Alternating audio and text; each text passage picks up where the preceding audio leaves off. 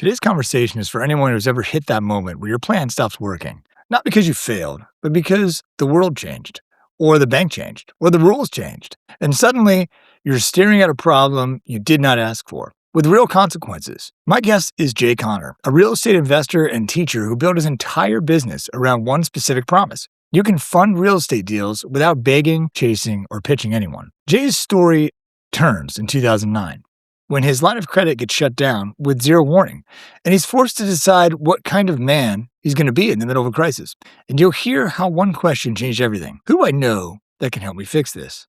And from there, Jay walks us into the world of private money, what it is not, and how ordinary people can use retirement funds to earn strong returns backed by real estate without needing to be wealthy, famous, or well-connected. We also go deeper than tactics. We talk about trust, integrity, why enough is never enough when it's not about you, and why service is not just a value, it's a strategy that compounds. If you've ever thought money is the barrier, or this is too good to be true, or this is only for people who already have connections, this episode will challenge that. Let's get to it. Jay Conner, welcome to the podcast. Ryan, thank you so much for inviting me to come along and talk about what I'm so passionate about, that being private money for real estate deals, how to get private money to fund your real estate deals without ever having to ask for money, chase, beg, persuade, sell. It's very, very different than institutional money or borrowing money from banks or mortgage companies. And the reason I'm so excited about it is since I started using private money to fund my real estate deals all the way back in 2009, I've never missed out on a deal for not having the money to do the deal. It's the biggest, most important transformational strategy that I have employed and used in our real estate investing business. Can't wait to share. You have got quite a remarkable story.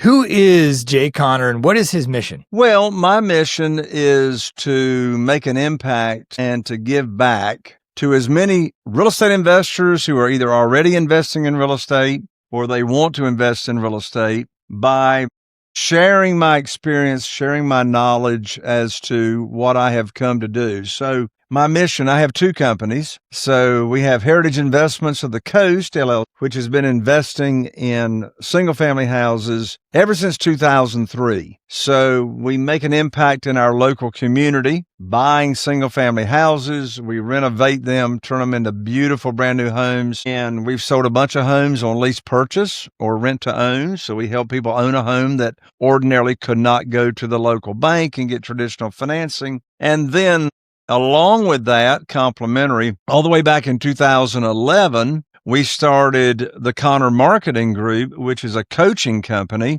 and its mission is to coach and to teach and inspire other either experienced real estate investors that have run out of money or new people that want to get into real estate investing and how to get the money part of it, fixed. So everything we do comes from a servant's heart. It's all about making an impact, making a difference. And I've been so blessed to be part of a transformation of so many real estate investors, thousands of real estate investors across the nation ever since we set out on this endeavor to, just share what we have learned and keep people from making such huge, expensive mistakes like I have.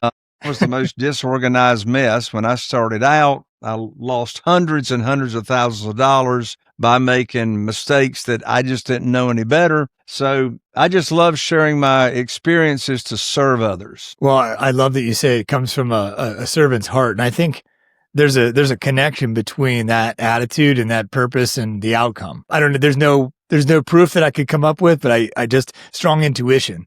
But I wonder, your story really, from what I know about your story, it really gets interesting about 2008 during the financial crisis, right? Where you were always using like bank money to sort of run your business. And all of a sudden the bank cut you off and you were like, okay, what do I do now? I wonder, what was that like for you to go through? Like there was one Jay Conner that it was existing back then, right? Who'd you have to become to get through that? Well, I learned some very, very important lessons by going through that experience. I remember it just like it was yesterday. I was sitting at this very desk in January of 2009. My wife, Carol Joy, and I, we had been investing here in Eastern North Carolina since 2003. Only thing I knew to do, Ryan, those first 6 years was either go to the local bank or go to a mortgage company and have lines of credit or apply for mortgages. That's all I knew to do to fund my deals. But everything changed very, very quickly. Everything changed in January of 2009. Called up my banker where I had a line of credit. I'd had a line of credit there for real estate investing for 6 years. And I told him about 2 houses that I had under contract to purchase. And I told him what the funding was required for the deals. And I knew what his underwriting was. And I learned like that over the telephone that my line of credit had been closed with no notice to me. I thought to myself, well, it sure would have been nice to know that before I'm out here negotiating deals, Yeah. And so I said to my banker, his name is Steve, I said, Steve, what in the world are you telling me my line of credit is closed? I said, I got a great credit score. I've made my payments on time for 6 years. I've proven myself. You know that I'm going to make the payments. Why is the bank closing my line of credit? He says, well, Jay, don't you know there's a global financial crisis going on right now? I said, no, I'm here in Eastern North Carolina doing business underneath a rock. I said, but you just gave me a financial crisis. I don't have a way to fund these deals. So I hung up the phone and I sat here for a moment, Ryan, and, I had choices. I could be a victim, go home, put my tail between my legs and, eat Cheetos all day long and watch TV, or I could do something else. What plays into this story, Ryan, is a formula that I learned from Jack Canfield. He wrote an amazing book a little over 10 years ago called The Success Principles. And The Success Principles, highly recommend the book. It's got 65. Jack Canfield has identified 65 success principles in the book. And the very first success principle says this: take 100% responsibility for everything that happens in your life. And in that first chapter, he shares a formula. And the formula is E plus R equals O. And what those letters stand for is E is the event that happens in your life. Maybe you caused it, maybe you attracted it, maybe you had nothing to do with it. But there's this event that happens in your life. The R stands for your response, E plus R, your response to the event, and that equals O, the outcome. A lot of people are walking around living with a different formula. A lot of people are walking around with E, the event, equals the outcome. They're a victim. They can't do anything about it. But the beautiful thing about this formula is you are 100% free to choose your response to whatever it is that happens in your life. So what was my response? It's your response to the event that determines what you're going to experience. So here was my response. Sat here at the desk for a little bit after learning I had been shut down at the bank with no notice. And I asked myself a very, very important question. And the answer to this question, and this question can help anybody fix anything that's going on in their life. I don't care if it's financial, personal, relationship, career, doesn't matter. And here's the question that I asked myself. The power is in asking the right questions so you can get the right answers. So here's the question I asked myself sitting here at this desk right after I was cut off from the bank. And I asked myself, I said, Jay, who do you know that can help fix your problem? Who do you know that can help you? And by the way, these people running around saying every problem's an opportunity, I want to throw up. I did not have an opportunity. I had a problem. Yeah. Now, the problem became an opportunity. Certainly. I wouldn't be talking with you here today on your show unless I'd gone through this. But at that moment in time, it's a problem. So when I asked myself that question, who do I know that can help me fix my problem? I immediately thought of Jeff Blankenship. Now, Jeff Blankenship's a dear friend of mine and my wife, Carol Joy. We've known him. I knew him before he was married, and his wife, Megan. We know each other from Christian gospel singing groups and church. And anyway, he was living in Greensboro, North Carolina at the time that this happened. And I called him up and I told him about my conversation with my banker. And Jeff said, well, Jay, welcome to the club. And I said, I'm not sure I want to be a member of that club, but Yeah. what club are you talking about?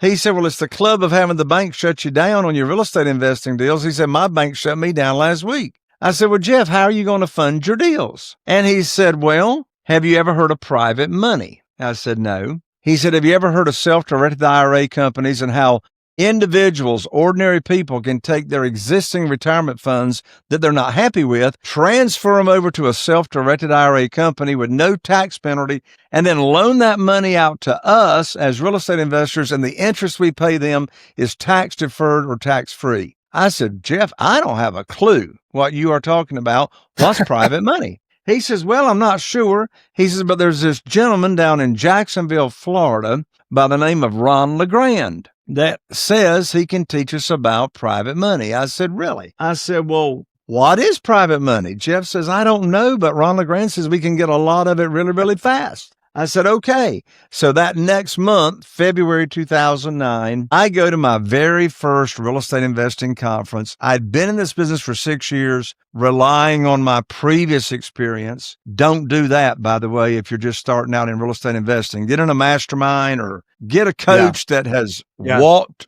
the path. Don't make that mistake that I made. And so I went to that conference. I learned about private money, and boy, did it open my mind. What I learned was 99.99% of people walking around think that when you go to borrow money for anything, when you go to borrow money, whoever's got the money makes the rules. That's what most of us think. They think whoever's got the money sets the term, the frequency of payment, the interest rate, and all that. Well, what I learned in this world of private money is, guess what? I'm not asking for a mortgage. I'm not filling out applications. I'm not getting on my hands and knees and begging, saying, please fund my deal. What am I doing? Instead of applying or asking for money, what am I doing? I am putting on my teacher hat, which says private money teacher. And I'm just going about in my own network of people I go to church with, Rotary Club, Business Networking International, and I'm exposing them to this opportunity as to how they can earn high rates of return safely and securely, mortgaged backed debt, backed by the real estate. And I got 47 private lenders, Ryan. None of them ever heard of private money. None of them. Wow. Until I exposed them to it as a teacher and shared the opportunity with them without pitching any deals. See, that's a big part of the secret sauce. We separate conversations. We never pitch deals. Deals. We separate the conversation of teaching and sharing the opportunity and how it works, how they're protected, the interest rate, how they can get their money back in case of an emergency, et cetera, and then having a deal for them to fund. We don't have to pitch that deal. I just call them up with a good news phone call. I can now put your money to work. I got a deal that you can invest in. So that is a backdrop and a foundation to this whole mindset.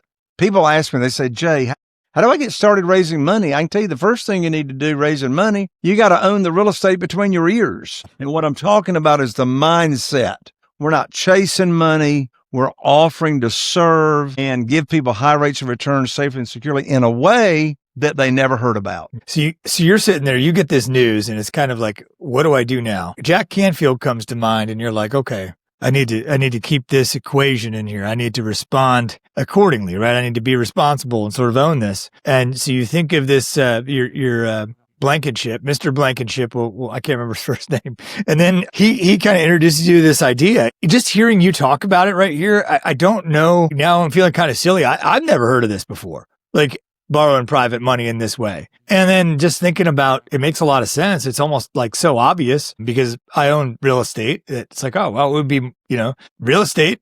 If it's a mortgage, it's, it's backed by the bank. So it's that limits the risk, right? And just having these conversations about people putting their money to work in that kind of environment just seems like, just with the little bit that you told me, it was like, wow. But I also love, and this came from another podcast that I talked to a gentleman, and he said he got to this point where he was just trying to take it on himself. And he said, okay, from now on, and I'm going to ask who, not how. And you really started your journey with that. You're like, okay, I don't know how I'll do this, so I'm going to have to ask for who. And you got introduced to this idea, and this has become like kind of the heart of your work. So I still have some work to do around money beliefs, right? And you've rehabbed more than 500 homes. Is that right? That's right. And completed over $118 million in transactions. So, and you enjoy 7 figures in profits each year and work 10 hours a week. So for those of us stuck behind the belief, right? And who are just like, this is not possible for me. What belief about money changed first before your results began to? Was there anything you could point to? Sure. So first of all, I want to give credit to Dr. Benjamin Hardy for co-authoring the book with Dan Sullivan, Who Not How. And I didn't even know that book existed until way after my story. In fact, I was blessed to meet Dr. Benjamin Hardy a couple of years ago at a conference. So he wrote that book. And he also has written another book that came out a couple of years ago called Be Your Future Self Now. Be Your Future Self Now. It's a great book. You have it right there. Yeah. By Dr. Benjamin Hardy. So I'm an avid follower of him. So belief about money. People have different beliefs about money. A lot of people think money's evil. A lot of people mishear the Bible scripture. They think the Bible scripture says money is the root of all evil. Money's not the root of all evil. Go back to your Bible and read it one more time. The actual scripture says the love of money, of money is the root of all evil. Very big difference. And so money's neutral. Money's not good. Money's not bad. Money likes to move around, does not like to sit still. And so I think I can share with you, Ryan, and your audience, a belief I have about money and my belief about making money. A couple of years ago, I was riding down the road with a very good friend, and he's known what I've done. Carol Joy and I have done for years in real estate investing. Back in 2011, we started our coaching company, coaching other real estate investors how to get money without ever asking for money. And so we do a lot of traveling, do a lot of speaking in person on stages across the country, do a lot of Zoom presentations, etc. And so me and my friend were riding down the road, and he asked a question just out of the blue. He said, Jay, let me ask you a question. I said, okay. He said, when is enough enough? And I said, well, I think I know what you mean, but really, what are you asking? He said, well, I know you don't have to be doing all that stuff you're doing. You don't have to be traveling all over the nation, speaking and et cetera. And, you got a very successful real estate investing business. When is making enough money making enough money? I said, okay, I'm starting to get a little bit more clarity. And then he said, how do you reconcile the Bible scripture from the Apostle Paul that says, be content in whatever station of life you are? I said, now I have total clarity in your question, and I have your answer as to when is enough enough. And I said, the answer is enough is never enough when it's not about you. You got to answer the question, why are you doing what you're doing? And if your focus is on other people, serving other people, the question comes down to, what does the money allow you to do, right? And let me tell you, there's no security in money, because money can come, money can go. I don't care where you put it or what you do with it. So as long as your focus is on what you can do for other people, that's our entire focus in our businesses. How can we serve the people that we're buying houses from? All the houses that we buy from people, they got a problem. They wouldn't be selling to us unless they got a problem. How can we help them? When it comes to selling the houses, how can we serve those people? Our private lenders. One thing I didn't understand, Ryan, when I started out, is that the private lenders need us more than we need them, because there's more money than there are deals. I got a problem. I've got over $1 million, what I call just sitting on the shelf, ready to invest by private lenders, and they're waiting for the next deal, right? And so as long as that focus is on what you can do for the other person, enough is never enough. Keep serving. I think that I hear the heart, again, that servant heart there, is that it's sort of like this. It's leading me to this principle, because my mission here with this podcast is to understand like what success means at kind of the deepest human level. And there's something that's emerging from this, that it's about using, actually, I think I can't remember on which person I was talking to, but they said that there is your purpose is the best that you can give to others. And that's sort of what I'm hearing you say is what, is kind of what you found as far as purpose is. 100%. Absolutely. Yeah. That's incredible. And I think that there is, like I said this already, but I think there is a connection between that and the success that you're having. So, my belief before doing any research with your work, Jay, was that private money is for the wealthy or well-connected. What is it? What's up? That's a myth, apparently, right? It is. What do you wish the everyday person would stop believing about that statement? Right. So one myth or misunderstanding or misconception that people have thinking about private money is they think they got to find rich people. All 47 of my private lenders are just ordinary people. I got a retired school teacher. She and her husband's now passed away. She and her husband taught public school for more than 30 years. They were in the retirement program the whole time. She has her entire retirement funding with me. She's got over a $1.2 million invested with me. Well, 300,000 of it right now. We're looking for the next deal for her. But ordinary people. I've got retired civil service workers. I've got retired law enforcement people. I've got minors.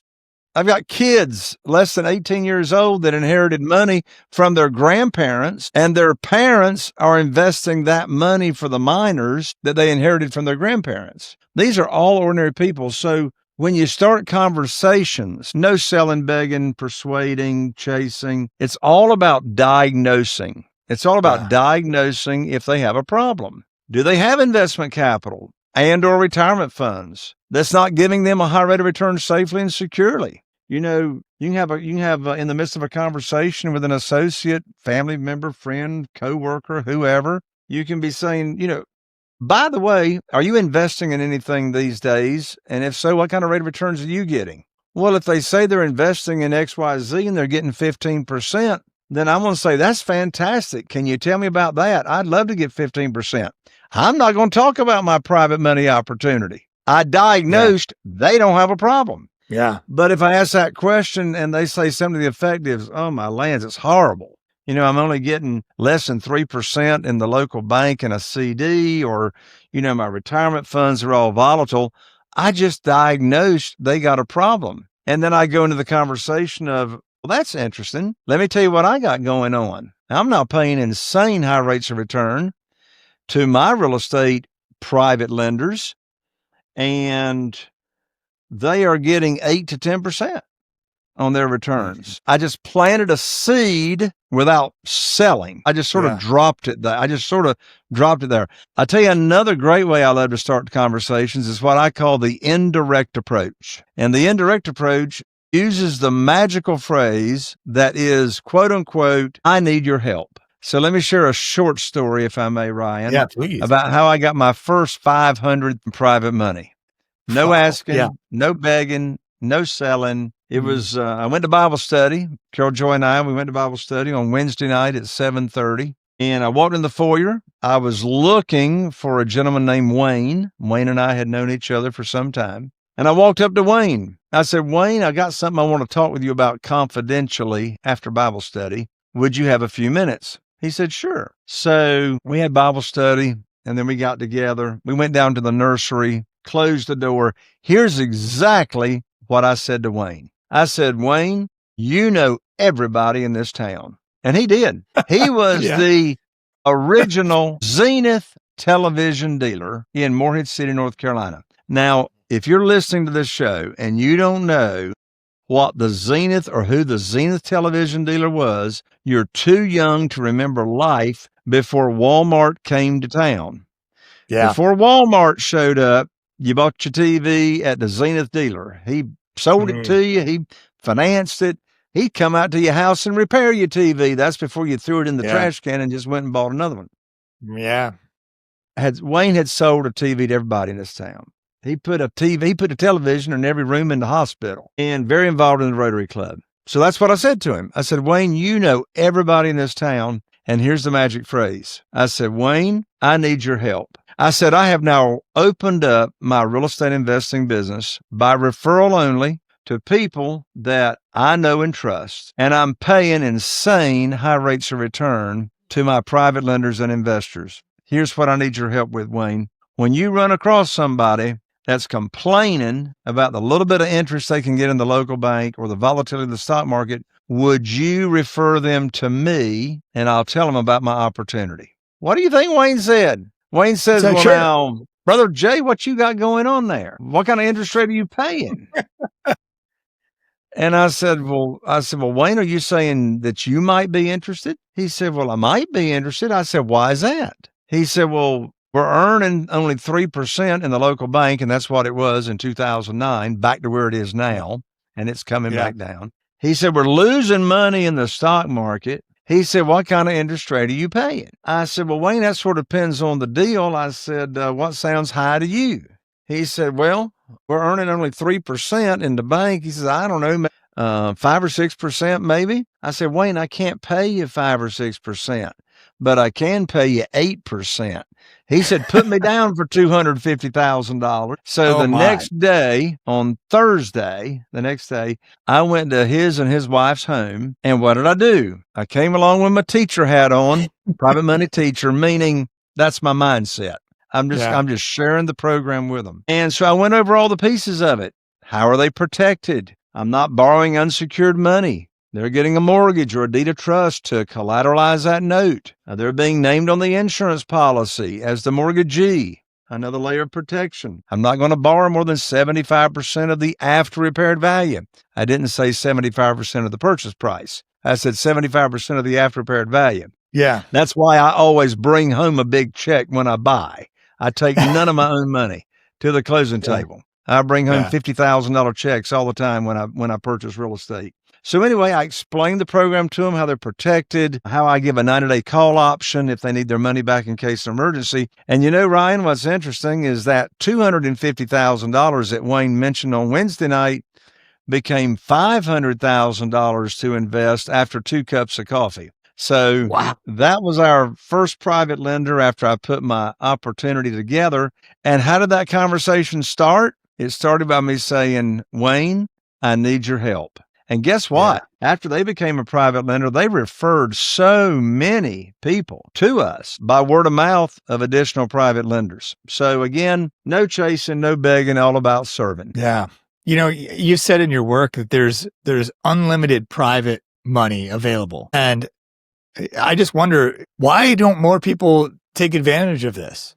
Do you see any reason for that? Or is it just, I don't know. Well, they just don't know about it. And they don't have a need. They don't have a need to know about it. I learned about it because I had a need. And I went to a very specific conference to learn about it. And so I never heard of private money. Now, bear in mind, when I say private money, I'm not talking about hard money. Hard money in the world of real estate investors, that is institutional money. Hard money is a broker of money that has gone out and raised private money for individuals to invest in the hard money lending fund, and then they turn around and lend it out. But again, it's institutional money. They're the underwriter. They're setting the interest rate. They're setting the length of the note, the frequency of payments, and all that. Private money is a one-on-one transaction with no broker involved. That's why we never pay origination fees. I've never paid origination fees or points to my private lenders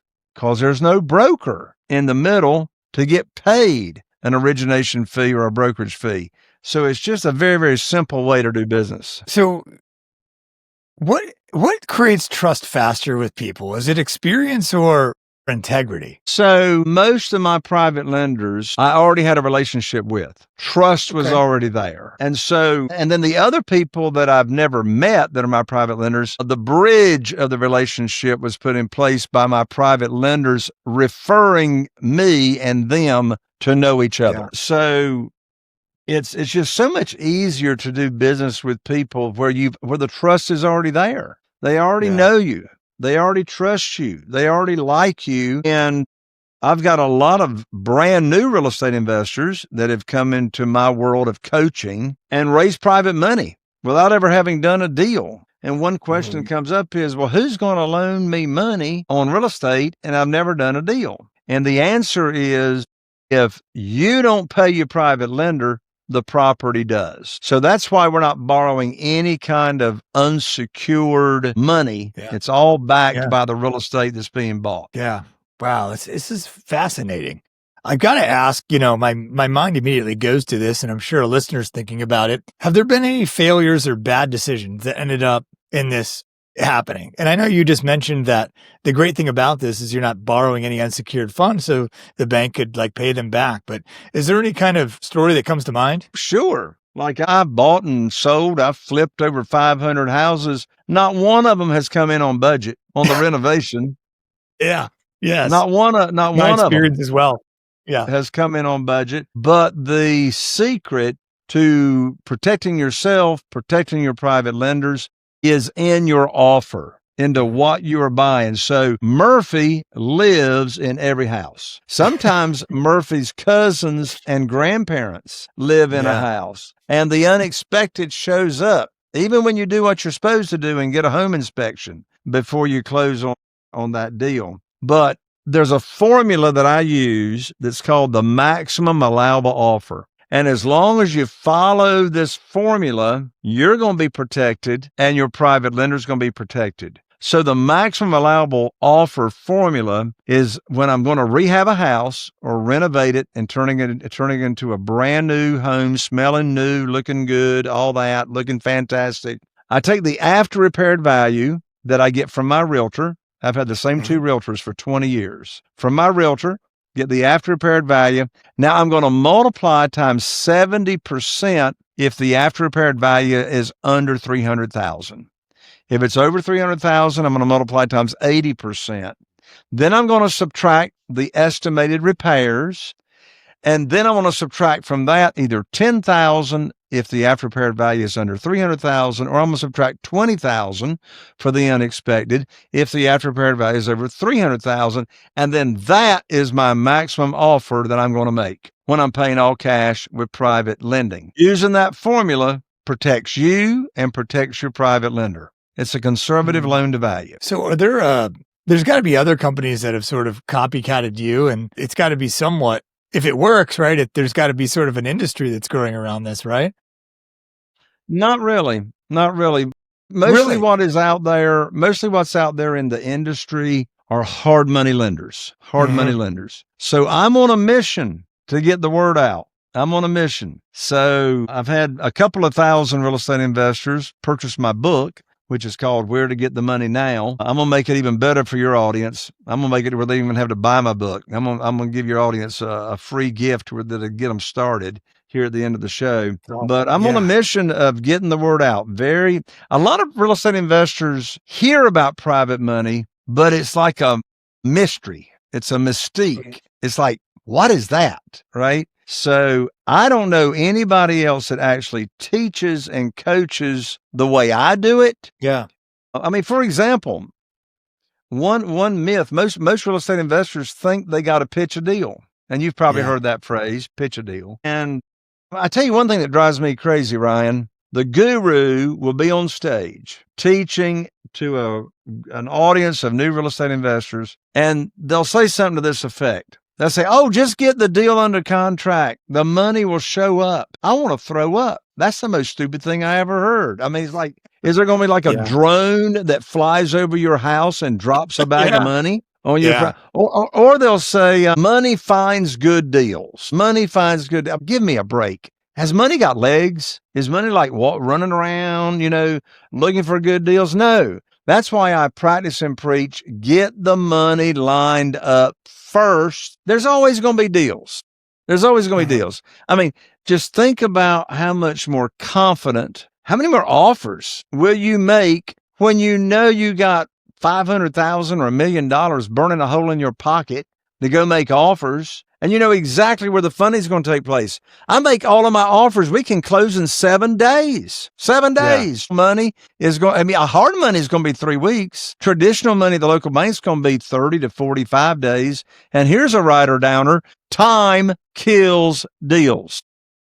Yeah. The more time that goes by between you negotiate a deal or talk to a potential seller and actually close, the less likely you're going to do the deal. And that's why I'm going to share a big secret right here. Why we get so many of our offers accepted. We'll make the offer, we'll close in 7 days. Well, a lot of those owners, they're living in the house. They can't be out of the house in 7 days or 14 days or maybe even 30 days.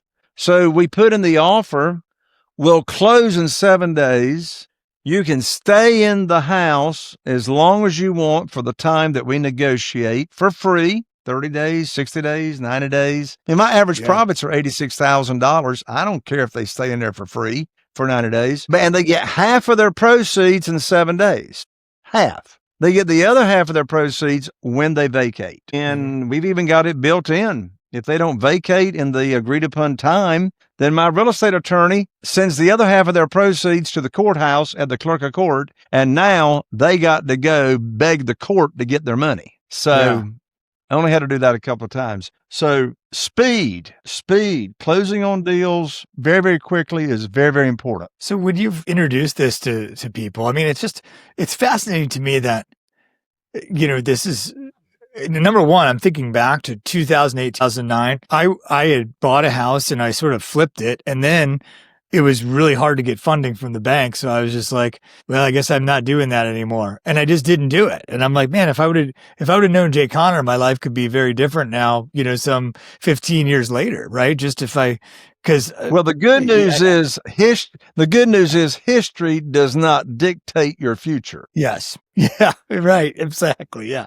And so I can't help but sit here and think that, but I just wonder, in your experience, what is the resistance people have, if any? I don't know. The resistance from the standpoint of the lender or the borrower? It just seems like if you were introducing this, somebody from being the lender, right, as the sort of investor, right? What causes them? I mean, you said you work with 47 different lenders. Yeah, I mean, it just seems like it's. I'll just say it, Jay. It's like, oh, it seems too good to be true, Jay. Tell me what I don't know. Yeah.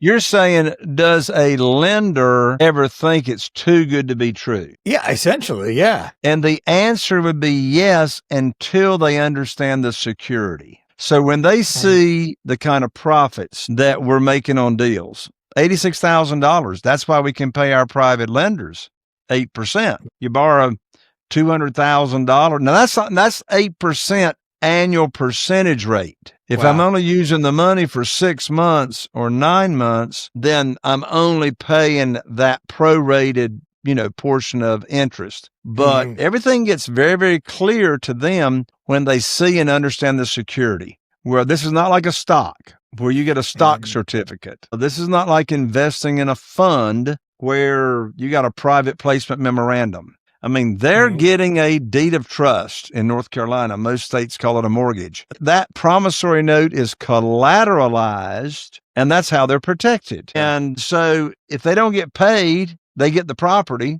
and then they actually make more money than the interest they would earn. But they don't want that. That's why they want to be a passive investor. They just want to sit back and collect the money. So, Jay, I want to talk about your coaching program. What is it like for people for real estate investors to work with you? Well, I've been so blessed to have such big transformations in working with people. I'm thinking of Eric and Erica Carmadale. They live in Mississippi. He was working for the railroad, and he was only in his late 30s, mid 30s. He wanted to become a real estate investor. He came to my live event, the Private Money Conference, and in 7 months of us starting to work together, he retired from the railroad at not even 40 years old, full-time real estate investor in Poplarville, Mississippi, population 2,000 people. And now Eric and Erica, they've raised over $3 million in private money, never missing out on a deal. I think of Crystal Baker, living in Virginia. She was an occupational therapist. She was overseeing multiple clinics. She was in her, early 40s, very successful,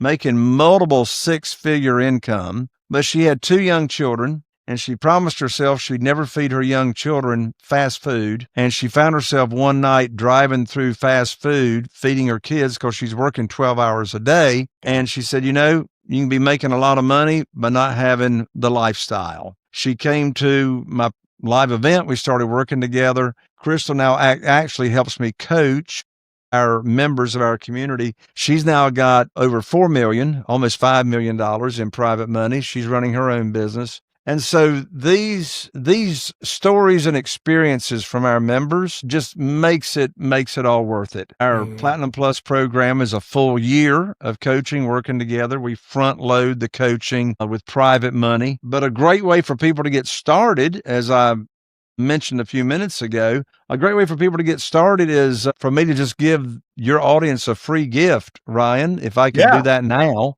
Absolutely. And that would bring them right into my world. So I just finished writing 11 different private money $1 million scripts. That's one of the most common questions I get is, what do I say? How's a conversation go without feeling like I'm chasing anybody? And so the first script in that collection I'd love to give to your audience is called the Curiosity Opener, Opener script. And your audience, y'all can download it. It's a PDF. You can download it for free at www.jayconner.com. And I'm an ER, not an OR. So JAY. JAYCONNER.com/scripts. And that's plural. And I think you'll really love that Curiosity Opener script. And if you do, there's 10 other scripts that you can get very, very easily. And I'll email after that some additional training materials for anyone that wants to get started in raising private money. jayconner.com/scripts. Yeah. And Jay, that'll be in the show notes too. And if you're watching on YouTube, you'll see it down below as well. I also wanted to point out another free gift that you're giving on your website is your 2021 book, Where to Get the Money Now, right? So you can get that at jayconner.com/book-details, I believe. Actually, it's even simpler than that. Just jayconner.com/book. Yeah. Perfect. So I just real quick, because we have just a couple minutes here. This is so fascinating.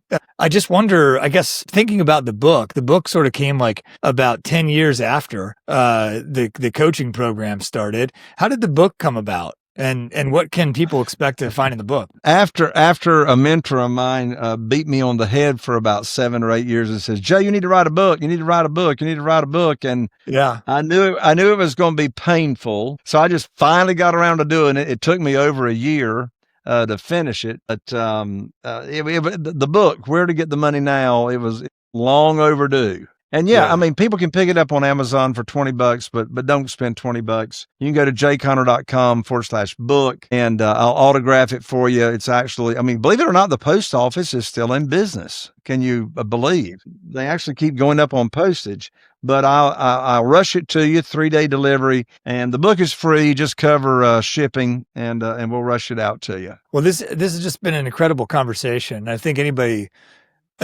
listening, I mean, it feels hopeful, and I think Jay, I just want to say you do a great job of having the servant's heart come out.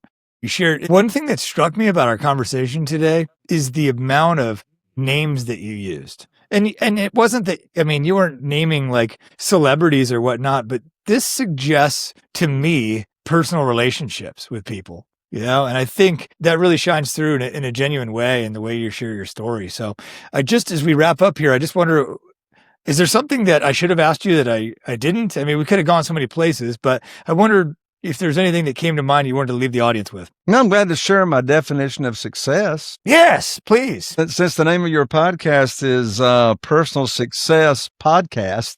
Yes. So I answered the question, what's your definition of success, with a question. And here's the question. To what degree, to what degree are you full of joy and happiness? Money's not got anything directly to do with that, right? So if you're not truly happy and joyous, guess what? E plus R equals O. The event is, I'm not happy. The event is, I don't have joy. Well, guess what? You get to choose your response to that and you can change it. Life is too short not to be happy and not to be full of joy. And so, dream big, fulfill your dream, and go after it. If there's anything I wish I had done sooner, it would have been taking more action sooner on what I really wanted to do. I didn't start this journey of real estate investing until 2003. I had really wanted to do it 10 years earlier. So the question is, when would now be a good time to start doing what you want to do? I could not think of a better way to wrap this up, Jay. Thanks so much for your time. This has been incredible. Ryan, thank you so much for having me come along. Absolutely. That was Jay Connor. And if your brain is spinning a little right now, good, because the real win of this episode is not just learning a strategy, it's realizing how often we accept limitations as the truth, simply because we have not been shown a different path. And here's what I'm walking away with. First, when the bank shut down, the event was not the outcome. His response was. He did not collapse into victimhood. He asked a better question and let that question pull him forward. Second, private money is not a pitch, it's a conversation. It's rooted in clarity and protection. And Jay made it simple. You teach first, you separate the deal from the relationship, and you let trust do what trust does. And third, your beliefs about money matter. Not in some fluffy way. In a real world, results follow mindset. Money is not evil. Money is not holy. Money is a tool. And the way you use the tool reveals what you serve. If you want Jay's free resource, the Curiosity Opener script, and the rest of his scripts, grab them at jconnor.com/scripts. And you can find that in the show notes. And if you want his book for free, he mentioned you can get it at jconnor.com/book, and you'll just need to cover the shipping for that. Now, here's my challenge for you. What is one place in your life where you've been saying, I guess this is just how it works, when the truth is, you just haven't found the right who yet? Sit with that. If you want a safe place to think through your next step, you can listen and subscribe here at youtube.com/the Personal Success Podcast. Until next time, thanks for listening.